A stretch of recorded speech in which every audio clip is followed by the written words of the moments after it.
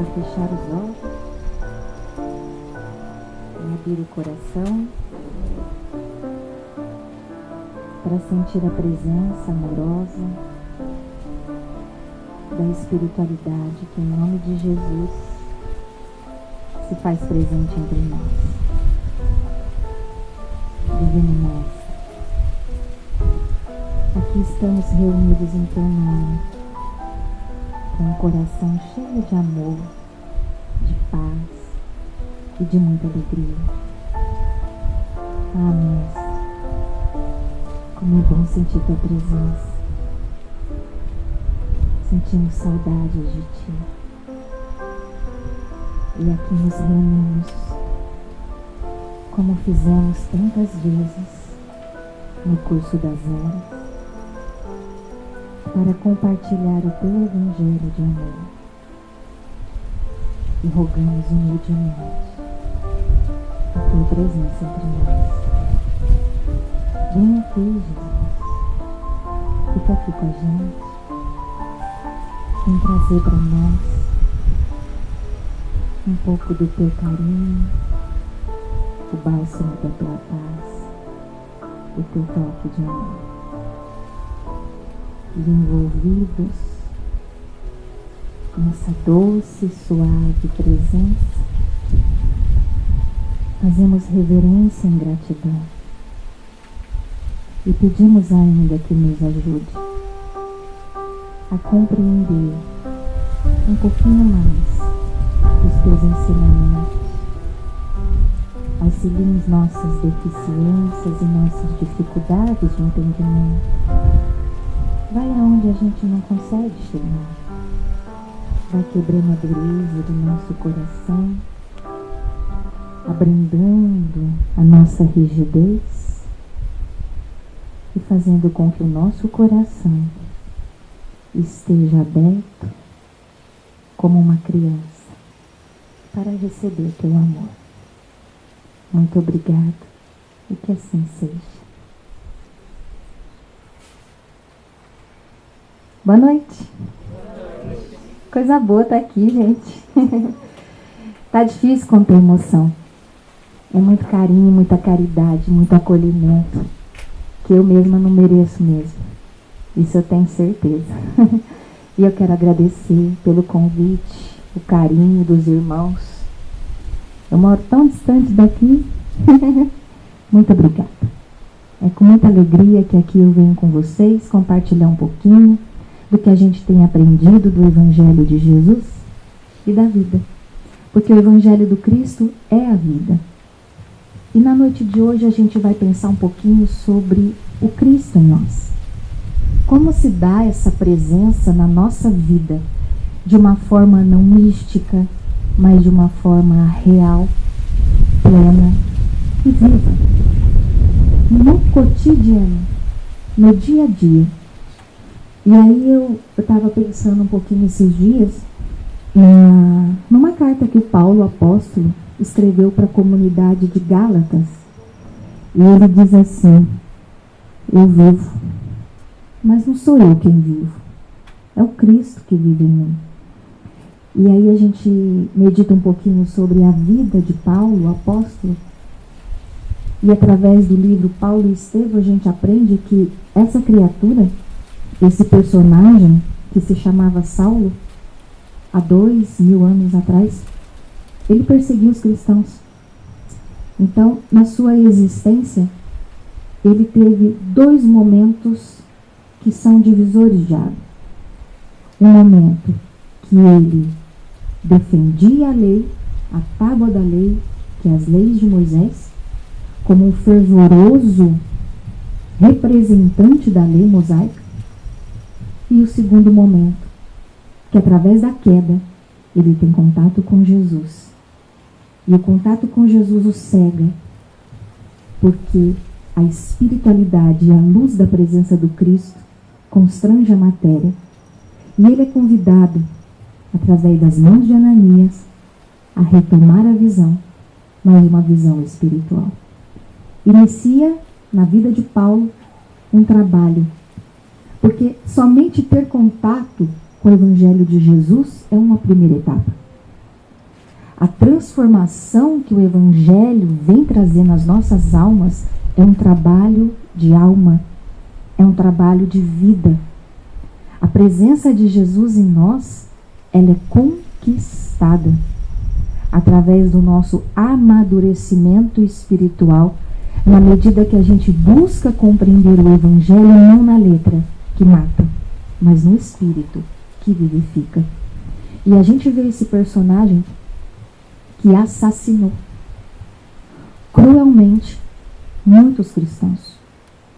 Mas a sua ação era de convicção de que fazia algo correto, que ele estava defendendo a lei de Moisés, a qual ele era fiel. Então ele estava cego para a realidade do Espírito, mas defendia o que acreditava. Nós, muitas vezes, quantos milênios vimos encarnando e reencarnando, e vivenciando e experimentando os mesmos erros, cegos e distraídos da verdadeira realidade, que é a realidade do Espírito. E Paulo, quando ele cai do cavalo, e aí vem a expressão, caiu do cavalo, né? Ele começa através da queda, e essa queda traz uma simbologia muito profunda, que é quando a gente cai do altar do orgulho, da vaidade, da prepotência, do egoísmo.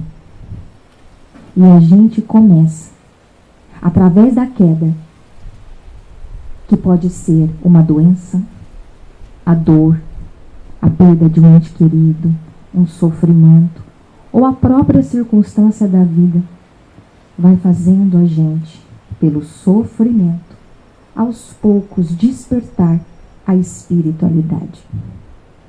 É a única forma de despertar a espiritualidade? Não. Também poderemos fazer pela caridade. Mas nós, por ignorância e infantilidade espiritual, acabamos trilhando o caminho da dor. Porque assim nós escolhemos por sermos ainda crianças espirituais. Mas é o que eu costumo dizer para o pessoal, tá tudo certo. Porque a gente acerta, a gente erra, e no curso dos erros e dos acertos, a gente vai descortinando e descobrindo o caminho melhor a seguir. Ainda que saibamos, há mais de 2000 anos, que Jesus é o caminho, a verdade e a vida. Qual vida? A vida espiritual. Porque certo é que nós temos uma única vida, que é a vida do Espírito. E esse Espírito tem múltiplas encarnações. Ele se manifesta numa matéria, que é a escola da matéria, vivencia as experiências necessárias que ele tem condições naquele momento e se retira da matéria. E aí vem os Espíritos dizer a Allan Kardec: nascer, viver, morrer e ainda renascer. Progredir sempre, tal é a lei. E aí a gente olha de volta para o Paulo e a gente pensa no mecanismo da culpa e da redenção. Porque muitas vezes não nos sentimos dignos de um trabalho com Cristo, de uma experiência de amor, e o mecanismo da culpa muitas vezes impera em nossas consciências e nos bloqueia muitas atividades que poderíamos estar realizando. Então nos libertemos dessa culpa, compreendendo que somos herdeiros do amor de Deus, nascidos para viver esse amor. E se nós não vivemos esse amor, é porque estamos cegos, como Paulo ficou cego ao cair do cavalo. E aí, para despertar e enxergar, ele foi pelo caminho do trabalho. E na humildade foi tecelão no deserto, passando grande parte do tempo sozinho, tecendo tapetes. No trabalho, na humildade, ele foi educando o seu espírito. Não existe trabalho maior ou menor, melhor ou pior. Toda a intenção de ser melhor já é amor. E todo o trabalho realizado, seja bordando uma toalha linda como esta, fazendo um arranjo de flor, preparando uma lâmpada, cuidando de uma cadeira, fazendo o alimento para a família. Tudo que a gente faz com amor é trabalho de evolução espiritual. Às vezes a gente acha que precisa fazer grandes feitos, né? Não. O segredo é fazer pequenas coisas, porque no curso das eras nós estamos lapidando e despertando o Cristo que existe em nós. E esse é o ponto. E esse ponto está narrado para a gente pelo Joãozinho e pelo Mateus. Aqui, deixa eu abrir para vocês. Está lá no Evangelho de Mateus, capítulo 15, gente. E também no Evangelho de João, capítulo 15. Joãozinho é bom demais para ler, viu? Fica o convite para todos, o contato com o Evangelho de João. E lá no Evangelho, Jesus informa para os seus discípulos e João vem contar para a gente. Se permanecerdes em mim e as minhas palavras permanecerem em vós, pedirei o que quiserdes e vos acontecerá. É Jesus que está falando isso. Não sou eu, é o Cristo. Nisto foi glorificado meu Pai, para que estejas produzindo muito fruto e vos tornei meus discípulos. Assim como o Pai me amou, eu também vos amei. Permanecei no meu amor. Se observardes os meus mandamentos, permanecereis no meu amor. Assim como eu tenho observado os mandamentos do meu Pai e permaneço no seu amor. Eu tenho vos falado dessas coisas para que a minha alegria esteja em vós e a vossa alegria se cumpra. Coisa linda, né? Isso aqui é Jesus, gente. É Jesus. As palavras do Cristo são palavras de verdade. São palavras que vibram no fluido cósmico universal com profundidade. Esse fluido cósmico universal, de acordo com os espíritos, na obra A Gênese, ele envolve e permeia todo o planeta Terra. E essas palavras e essas vibrações do Evangelho de Jesus, na medida que a gente tem contato com elas, a gente vai despertando a presença do Cristo. Portanto, despertar a presença de Jesus dentro de nós é vivenciar e ter contato com o seu Evangelho. Porque se permaneceres em mim e a minha palavra permanecer em vós, eu estarei convosco. E aí é o ponto. O que significa estar com a palavra de Jesus? Porque a gente pode, num primeiro momento, achar que é ler, né? Somente ler o Evangelho. Embora isso seja extremamente importante, porque na medida que eu leio o Evangelho, a minha consciência espiritual vai despertando para as leis de Deus. Vivenciar as palavras do Cristo é cotidiano. É quando eu calo a voz do ego. É quando eu quero dar aquela resposta atravessada e eu tenho duas opções: falar ou calar. E eu escolho calar. É quando eu quero ter agressividade e eu escolho disciplinar o meu impulso animal para despertar o meu eu espiritual. É quando eu tenho ciúmes, inveja, vaidade e começo a optar por outros caminhos. É fácil? Não é fácil. É possível? Com certeza. E aí, aos poucos, na medida que a gente vai vivenciando e experienciando a transformação interior, nós vamos mudando a nossa frequência espiritual. Porque nós somos energia que vibra, nós somos espíritos na matéria. Mas nós todos temos uma identidade de frequência espiritual que nos caracteriza.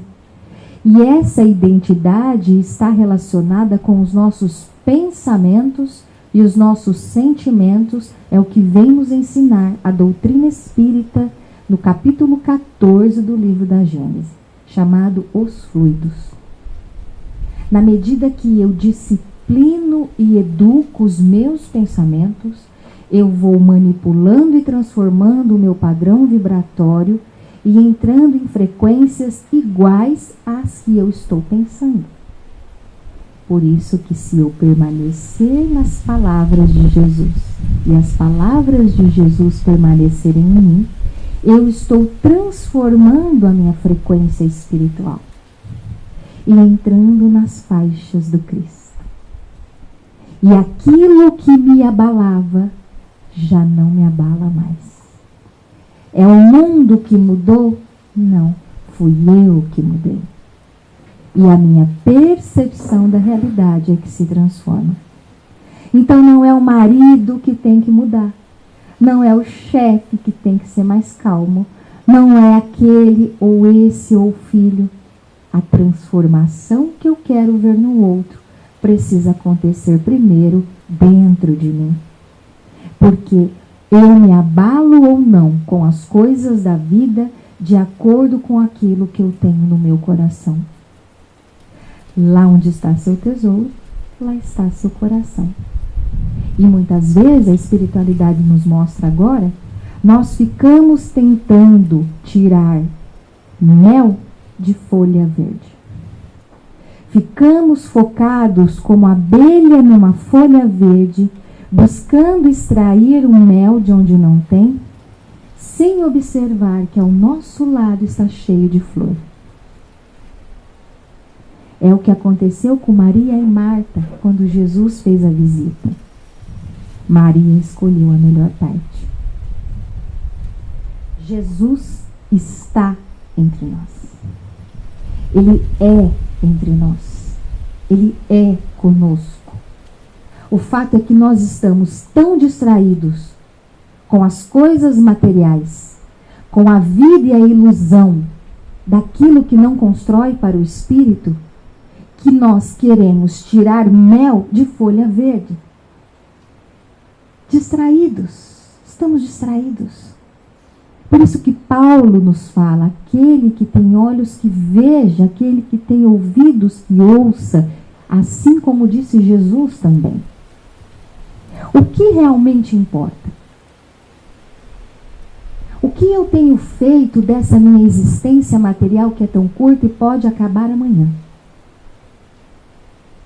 Os Espíritos nos dizem que quando a gente desencarna, o que dói em nossa alma não é o mal que a gente fez, mas o bem que eu poderia ter feito e não fiz. O abraço carinhoso que eu poderia ter dado e não dei. Um eu te amo que sempre ficou guardado na garganta e não saiu. O tempo é hoje. O momento é agora. O amor é agora. Hoje é o melhor dia para ser feliz. E nós temos tudo que nós precisamos para desenvolver os atributos do Espírito neste momento encarnatório. A espiritualidade, o amor de Deus é tão grande em nossas vidas que a sua existência material foi minuciosamente planejada. Nós não temos a dimensão do quanto foi necessário para reunir esse conjunto de espíritos que compõem a sua família. Quantos milênios foram necessários para que o seu pai fosse o seu pai, a sua mãe fosse sua mãe e seus filhos fossem seus filhos, seus irmãos, seus amigos. Nada é por acaso. E nós estamos atraídos pelo magnetismo do amor de Deus, que numa sabedoria profunda nos reúne com aquelas criaturas que nós precisamos estar naquele momento. E é por isso que as pessoas mais difíceis com as quais a gente convive são as que mais a gente precisa se harmonizar. Porque é da lei. Amai-vos uns aos outros, eis o meu mandamento. Toda a lei e os profetas está dependurado aqui, disse Jesus. Pega tudo que Moisés escreveu, todo o evangelho de Jesus, e reúne na lei do amor. Amai-vos uns aos outros. Fazei ao próximo o que você quer que vos faça, e não fazei o que não quereis que vos faça. Parece simples. E é. É simples a lei. Difícil a gente viver ela. Mas por que é difícil? Por que é tão difícil amar? Por que é tão difícil se entregar nessa energia amorosa? Já segurou uma corda que alguém está puxando e sua mão está queimando e você está se agarrando numa corda? Assim somos nós agarrados ao nosso ego, ao nosso orgulho, ao nosso egoísmo. Está machucando e a gente não solta. Solta. Solta essa dor. Solta esse apego. Confia em Deus. Isso é fé. Muitos acreditam que a fé é acreditar. Mas não é só isso. Fé é entrega. Quando você entra num avião, você conhece o piloto? Já viu o piloto? Mas você sobe a 8.000 metros e entrega a sua vida para uma pessoa que você nunca viu. Mas você tem certeza que aquela pessoa que está pilotando aquele avião, ela tem total conhecimento e competência para fazer isso. E sabendo que ela é competente para isso, você entrega a sua vida no avião. E senta e faz a sua viagem. E chega no seu objetivo. Você tem um lugar e quer chegar no outro. E alguém vai te conduzir e você entrega a sua vida para alguém que você não conhece. Isso é fé. Jesus é o comandante da nossa vida. Eu não preciso ver.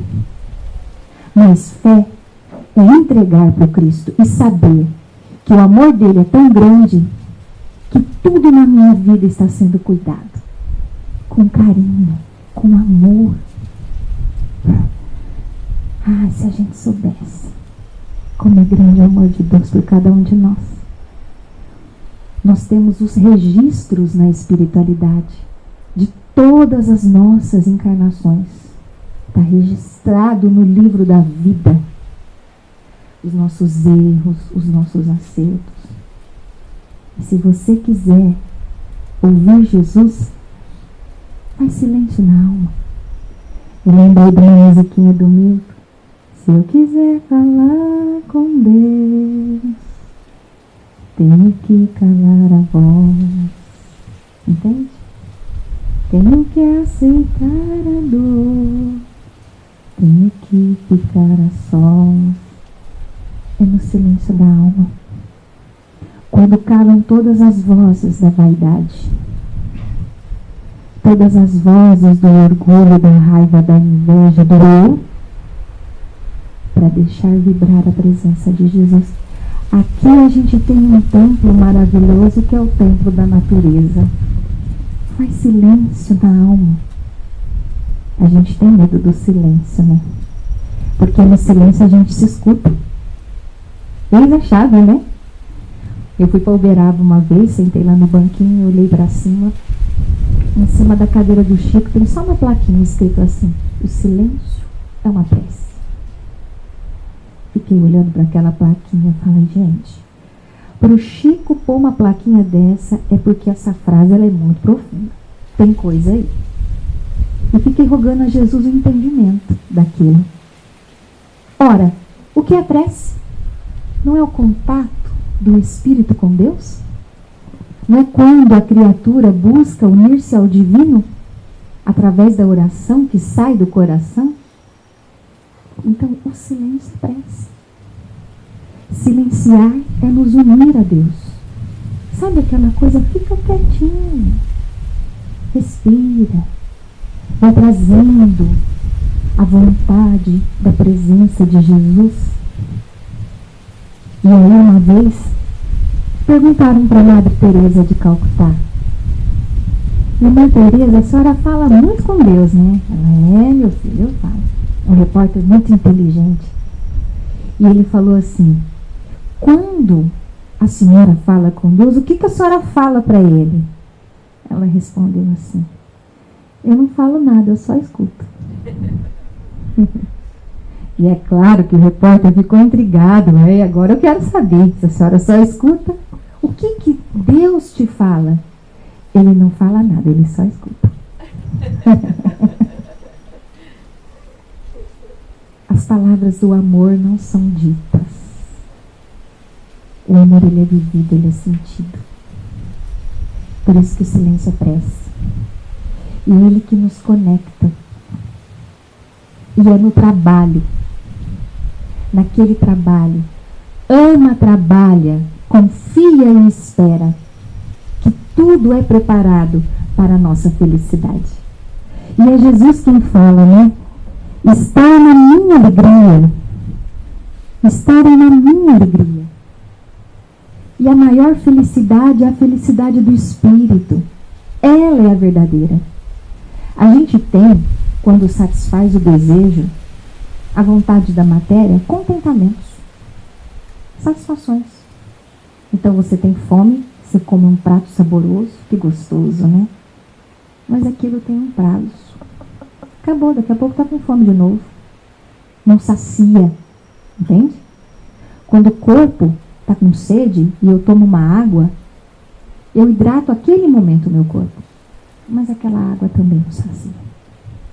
Mas o pão que Jesus nos traz e a água que Ele nos oferece é abundante e plena e não termina e é inesgotável. E é essa fonte que nós devemos buscar. E é nessa fonte que nos abastecemos.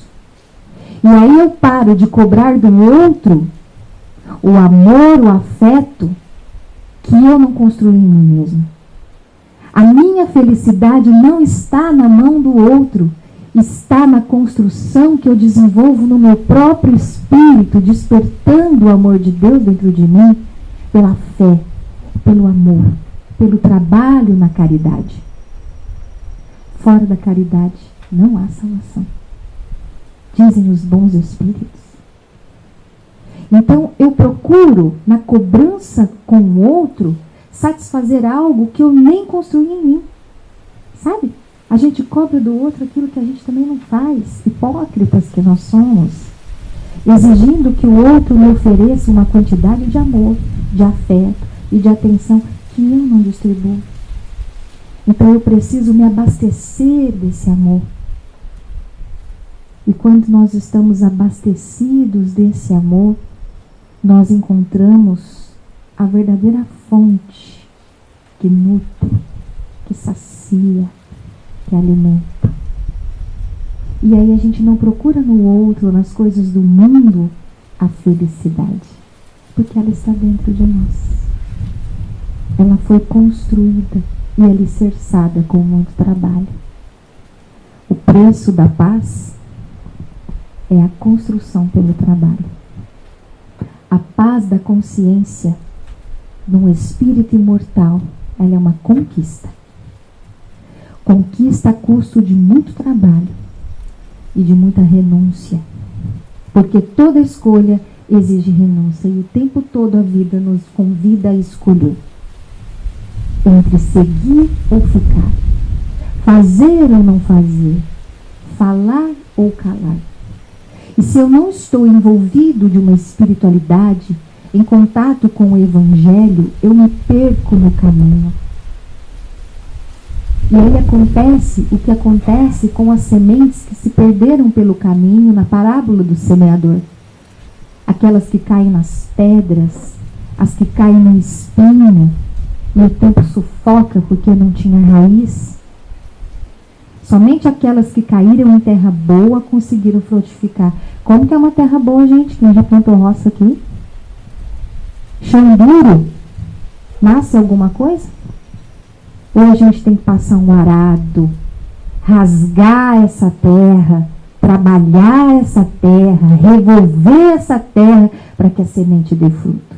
Essa terra é o nosso coração. Em coração duro, a semente no evangelho não cresce. E é por isso que o amor de Deus nos traz as experiências que rasgam o nosso coração de milênios de orgulho, de ilusão, de apego, de vaidade, e vem nos retirar desse estado de zona de conforto, e de fantasia e de ilusões. E é claro que a terra reclama, né? Eu estava tão bem aqui, que tinha que passar esse arado. Só que era terra infértil, era deserto, era seco esse coração. E graças ao trabalho desse arado, da vida, que esse coração se torna fértil. E aí a semente do amor, do carinho, da bondade, da amizade, da alegria, tem condições de germinar.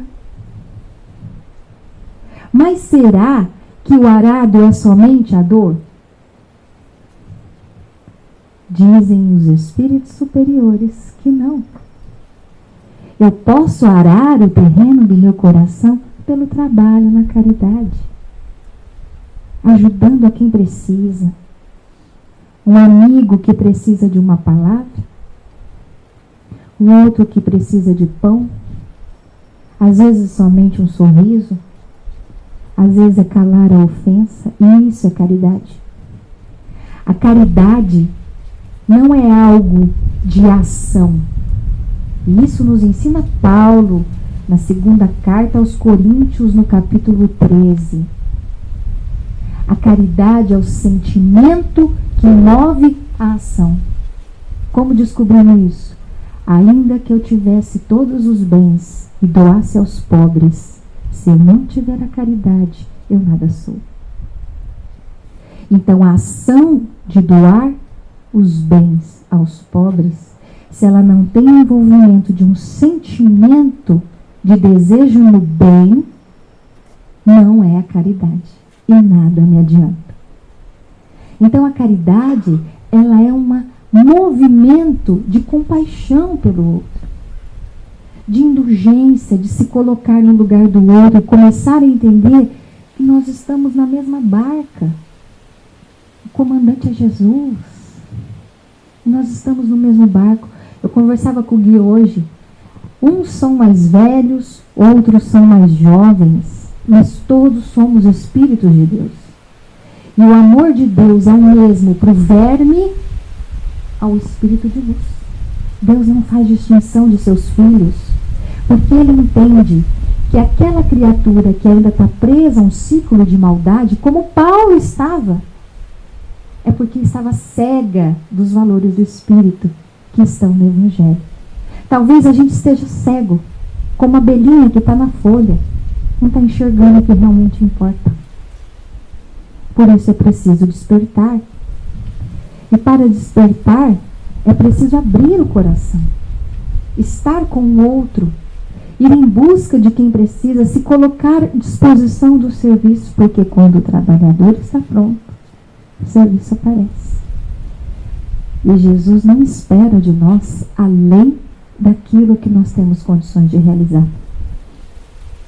No Livro dos Espíritos, ele nos diz que às vezes para alguma transformação na nossa alma, o que precisa é um pouco de boa vontade.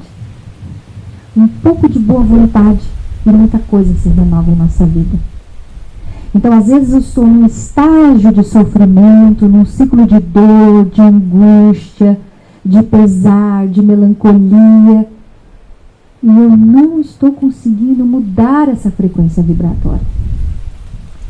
É preciso mudar a frequência, entrar em contato com novas fontes de pensamento. Por isso que não tem uma religião melhor ou pior que a outra. Se está falando do bem e do amor, esteja no Brasil ou no Japão, a disposição para ser melhor é a mudança da frequência vibratória. E entrar nas camadas, nas faixas de Jesus.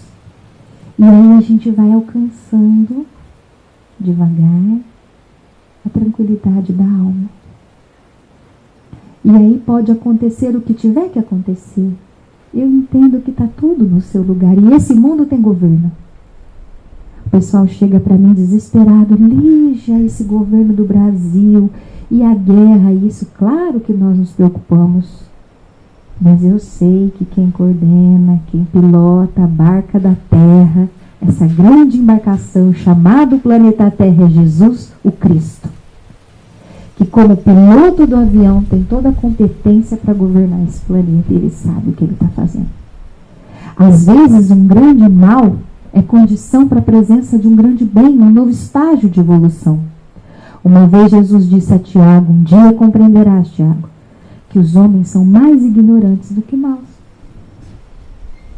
E a gente vai olhando para o nosso próprio coração. Quanta coisa feia a gente já fez por ignorância, por imaturidade, por infantilidade.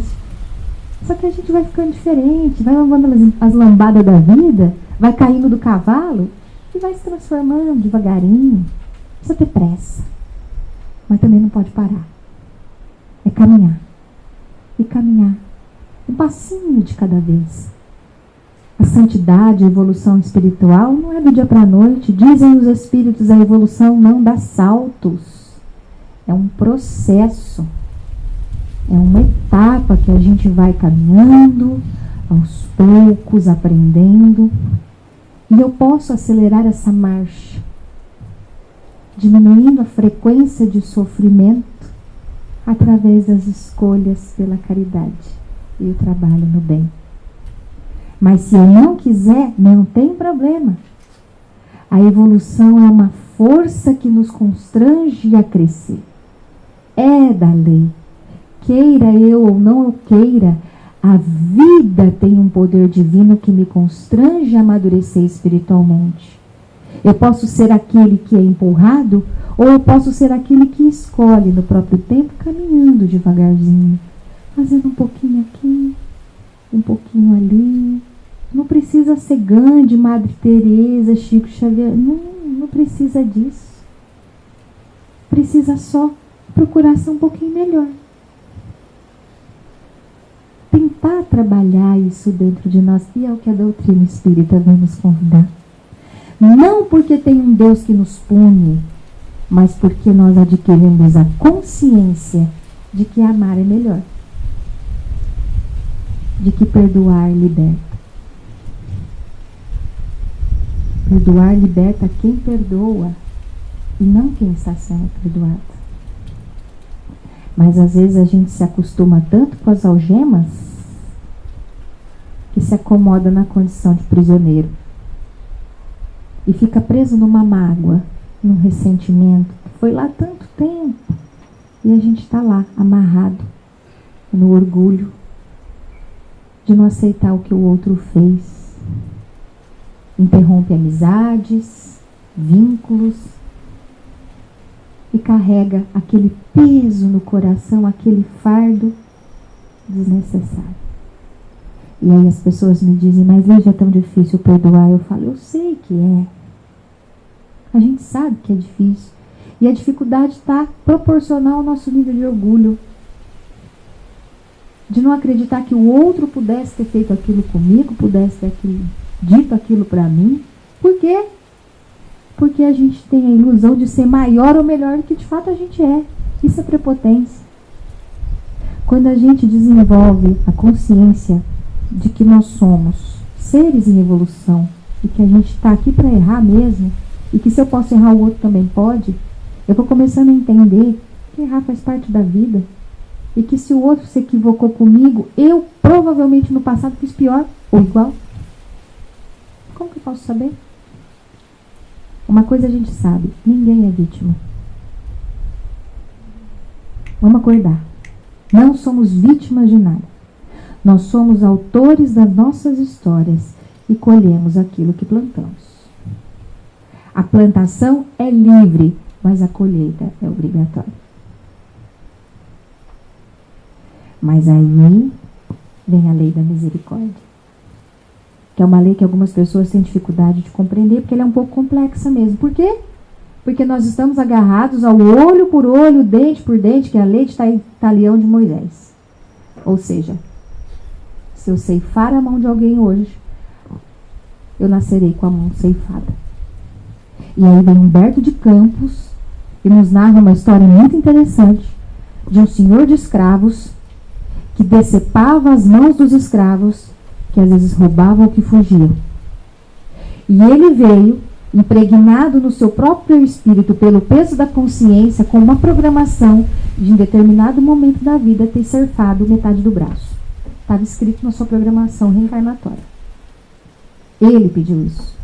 Ele só conseguia elevar sua consciência espiritual se ele passasse pela experiência que ele constrangeu os escravos a passar.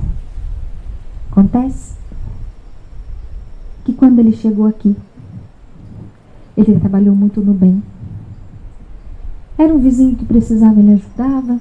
Era um amigo, só distribuindo bondade. Famílias que dependiam dele, apesar dele ser um industriário, um funcionário, né?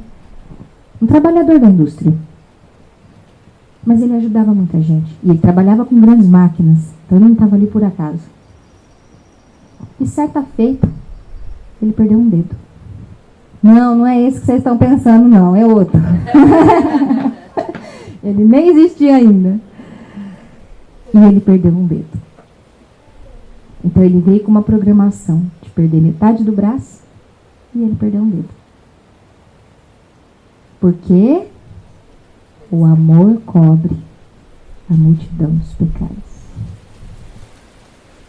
Isso é lei de misericórdia. O que eu planto, eu vou colher. Mas a colheita de Deus é pedagógica. É a lição. Eu vim pela misericórdia e não para a punição. Então, a nossa vivência de sofrimento é para que nos ensine a compreender. Lição aprendida, bola para frente. A lei da misericórdia, ela traz a consequência, mas uma consequência que traz lição para o espírito. Se eu aprendi pelos caminhos da caridade, a lição está assimilada. Pronto, aprendi. Me redimi pelo amor, pelo trabalho. Então, aquele discurso que a gente nasceu para sofrer é um discurso equivocado. A gente nasceu para ser feliz. Nós nascemos para sermos felizes. Jesus falou, está aqui em João. Com qual condição? Se permanecerdes em mim e as minhas palavras permanecerem em vós. Esse é o ponto. E a palavra de Jesus, amai-vos uns aos outros. Nisso está a lei. E quando eu vivo isso, o Cristo vibra em mim. E aí não sou eu quem vivo, é o Cristo que vive em mim.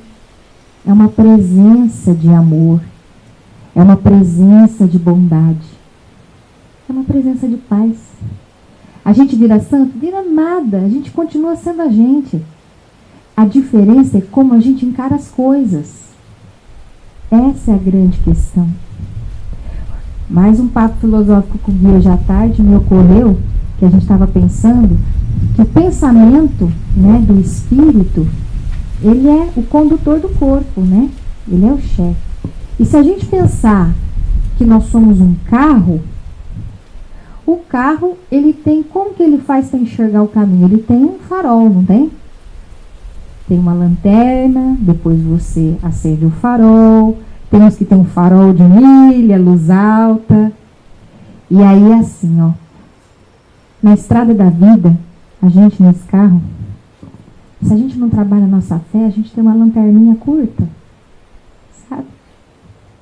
E a gente consegue enxergar numa noite escura o que aquela lanterninha nos permite ver. Então a nossa visão da vida, ela é limitada à minha visão espiritual, que é limitada. Na medida que eu acendo a minha compreensão, o meu entendimento, a minha leitura e a minha consciência das coisas, eu vou aumentando o meu farol. Entende? A estrada da vida está lá me esperando. Agora, a minha capacidade de trilhar nessa estrada com segurança, porque eu não sei se ali vai ter um buraco. Eu não sei se vai ter uma curva, se vai cruzar um animal na pista. Eu não sei. Mas se eu tenho a fé e a luz da espiritualidade em mim, o farol fica um pouquinho mais distante e eu consigo enxergar as coisas com mais clareza. Eu vejo as coisas de uma forma diferente e trilho na vida, na estrada, com mais segurança. Se você está numa estrada escura com farol maior, você acelera até um pouquinho mais. Você vai mais firme, você está vendo os percursos, os percalços do caminho, você está enxergando. Mas se a gente fica ali com aquela visão estreita, achando que a vida é acordar e trabalhar e voltar e ver novela e pagar conta, achando que a vida é só isso, a gente vai estar ali, ó, distraídos da estrada, sem conseguir enxergar aquilo que nos espera. Quando eu trago uma nova dimensão, para além do pagar conta, para além do trabalhar, para além das necessidades materiais, eu começo a despertar para alimentar as necessidades do espírito, seja num grupo que eu frequento, no culto do evangelho no lar, na vivência da prece todos os dias, no contato com o evangelho, no trabalho no bem, eu vou ampliando a minha visão.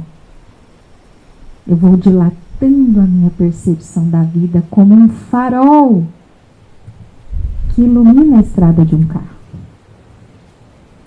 Alguém iluminou a estrada para esse carro?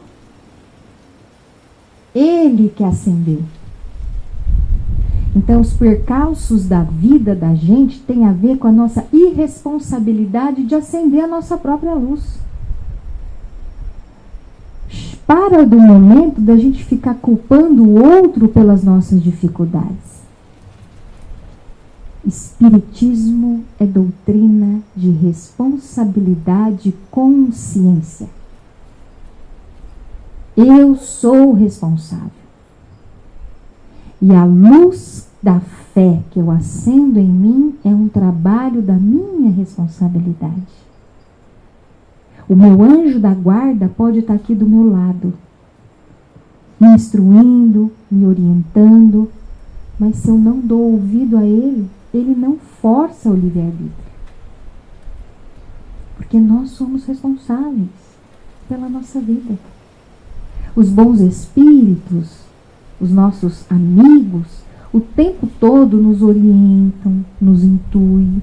É um pensamento, é uma palavra, é uma leitura, é uma mensagem. Eles estão lá, trabalhando para o nosso progresso.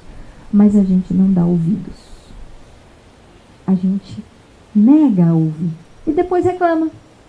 Olha como a gente é esquisito demais, né? E depois a gente reclama. Reclama que Deus não nos escuta, que Deus não nos ajuda, que Ele não nos atende. E fica naquele muro de lamentações. Distraídos. Então, para a presença de Jesus na minha vida, é eu mudar a minha faixa vibratória.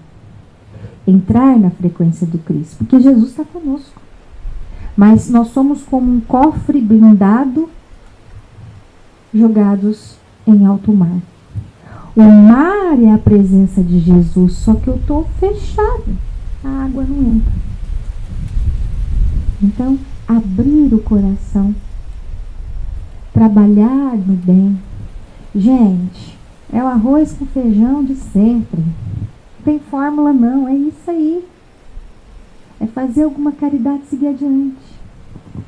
Tentar não responder, tentar não agredir, tentar ser um pouquinho melhor, fazer oração. É isso aí, gente, não tem novidade, não vim trazer nada de novo, é a mesma mensagem de 2000 anos atrás.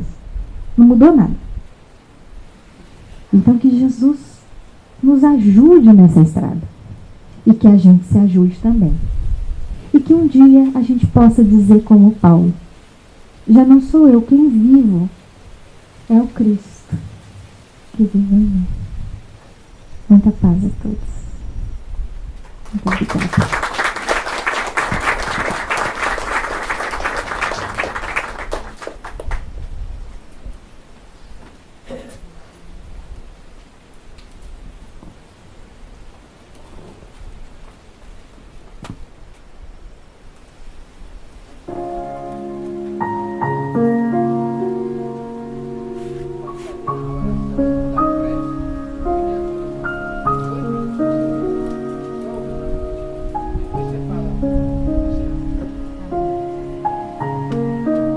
Fechar os nossos olhos, ouvir essa música.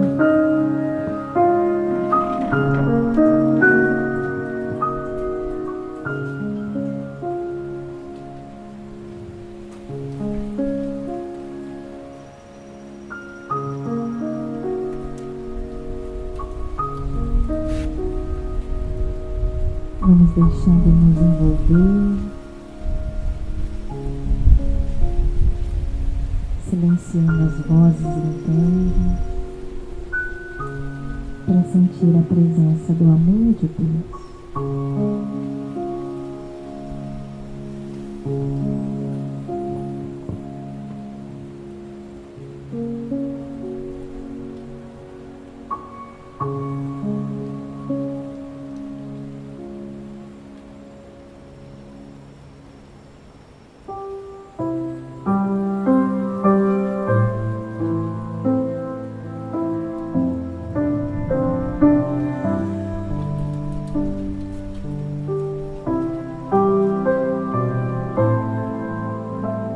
Divino Mestre Jesus,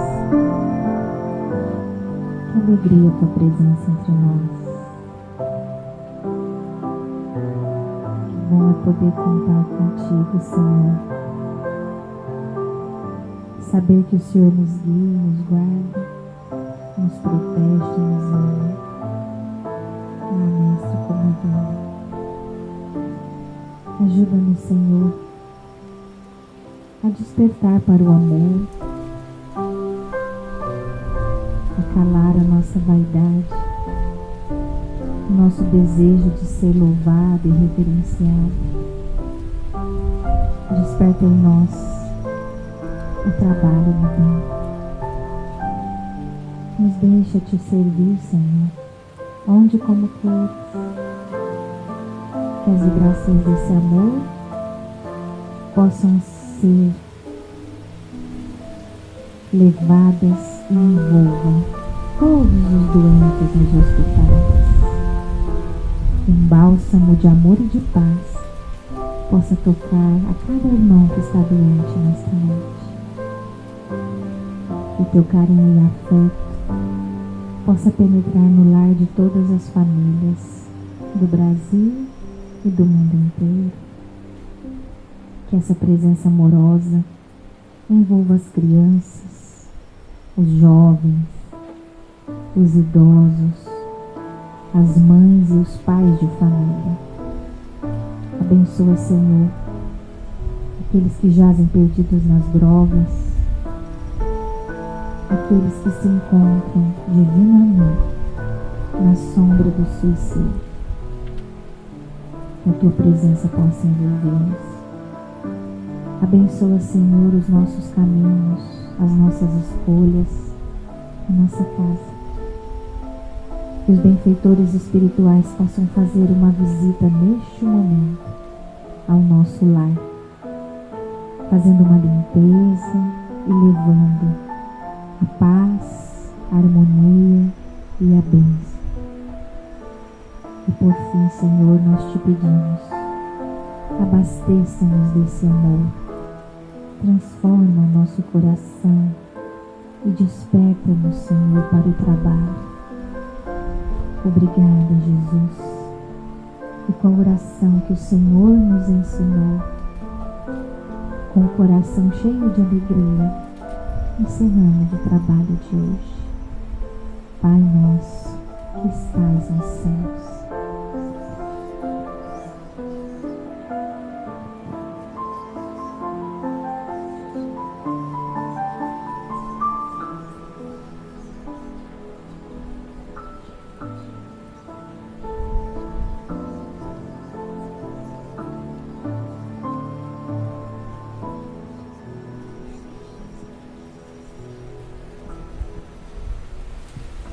Que assim seja, Senhor Jesus.